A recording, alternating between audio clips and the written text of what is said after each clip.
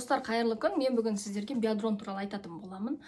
Биадрон бұл адаптоген деп аталады, яғни ешқандай химикатсыз, қоспасыз бұл табиғи өнім. Бұның құрамында фульва және гумен қышқылдары бар. Олар біздің организмімізді, яғни өзінің қалпында ұстауға көмектеседі. Яғни біз шаршаймыз, физически, умственно, миымыз шаршайды, денеміз шаршайды жұмыс істегенде. Әртүрлі әркімнің физический жұмыстары бар. Біреу аяқта тұрады, күні бойы сатушылар мысалы. Біреулер күні бойы жүреді. Сол сияқты түрлі жұмыстарды атқару кезінде біз физически, яғни физикалық түрде біз күшті боламыз, күш қуатымыз жақсарады. Мысалы, мен осы биадронды жазылғалы бері ішіп жүрмін НЛ-ға сентябрь айынан бастап. Мен шынымен де аяғымның өзінің жеңілдегенін сезіндім. Менде варикоз болатын. Одан кейін мен өзімнің жаңағындай шаршаңқылық, кешке қарай шаршаймын ғой, физически, сондай шаршаңқылық болмайды бұрынғыдай. Ұйқым келіп, қайта есінеп, шаршап,